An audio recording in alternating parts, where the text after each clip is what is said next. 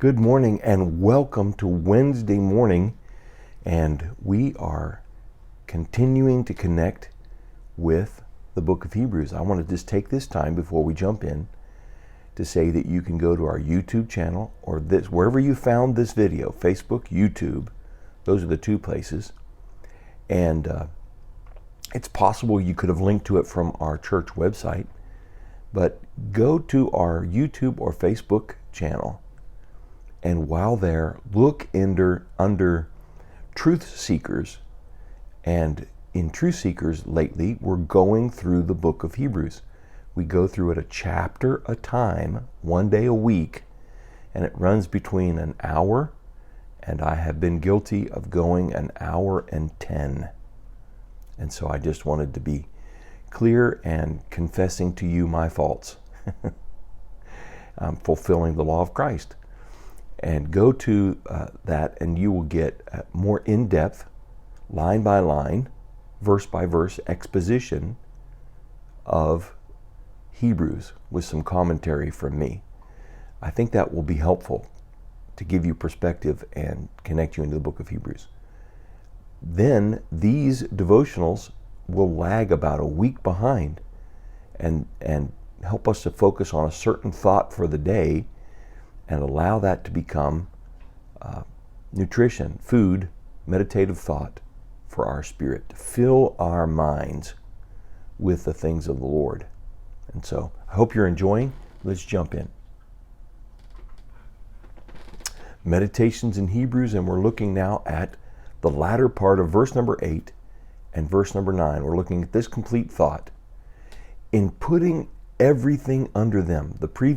Yesterday we talked about God has determined that mankind, who he made, when he made the heavens and the earth on the sixth day, that he's putting everything under them. What is man that you are mindful of him, the Son of Man, and so on. And so this is the divine plan, is to put everything under humanity, everything in the physical realm under humanity. It says, in putting everything under them, God left nothing that is not subject to them. Yet, at present, here's the disconnect.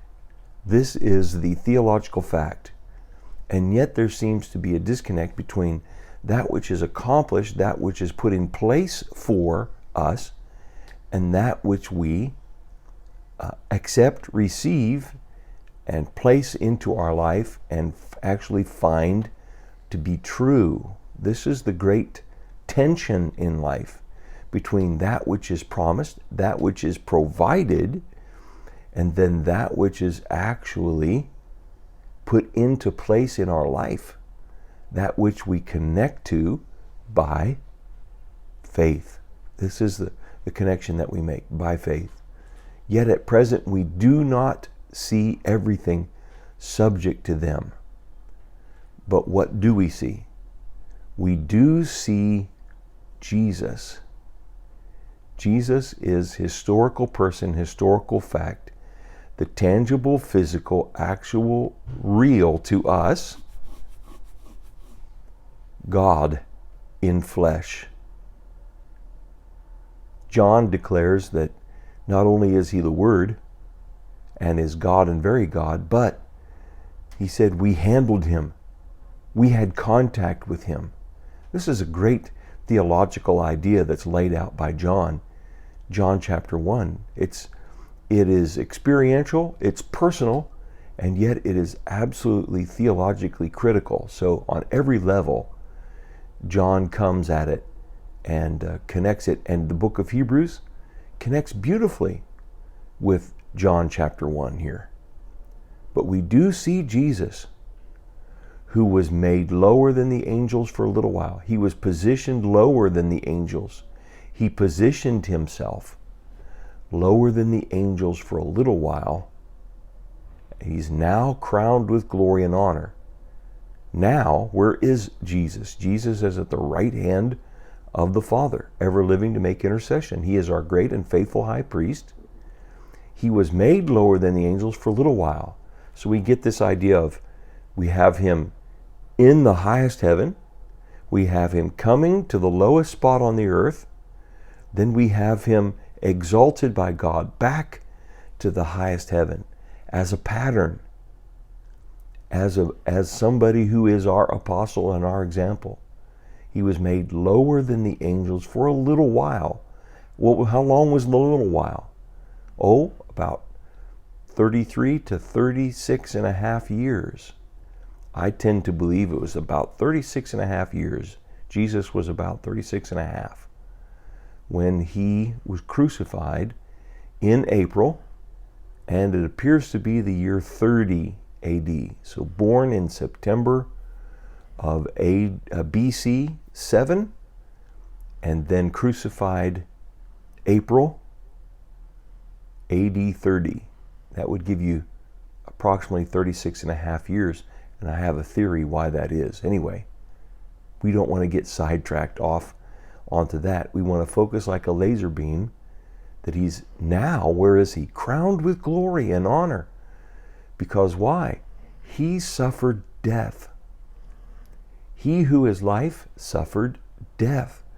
You can read in the Gospels and even in Psalms 22 the terrible death that he suffered, so that by the grace of God, by the provision of God, by the plan of God, by the resources of God, he might taste death for everyone. He wanted to take our death on and remove from it its sting, remove from it its a tragedy. Up until the point when Jesus died upon the cross, men died differently than they die now.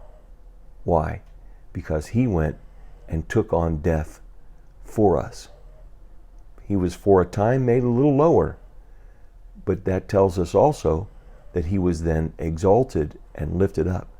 What does that mean? That means we have this great and glorious and grand possibility, this glory, this increase, this positioning, now no longer lower than the angels, but actually lifted up and put in a different position. Why? Because Jesus was. So we see a lot of tension. This is where we feel the tension in our life, in our spiritual life, because we know of, by faith, and we read and have confidence in the Word of God, and we know that it's supposed to be better. It's supposed to be higher. It's supposed to function on a different level. And this gets down in our spirit, and it works to move us out of where we naturally go into where we supernaturally must go by the grace of God and for the honor and the glory of Jesus. So as you meditate upon that today, may the Lord bless you. May his face shine upon you. His grace is available to you. And may you connect by faith and find a divine explosion of revelation in your life today. With that, I say the Lord bless you. I'll see you tomorrow.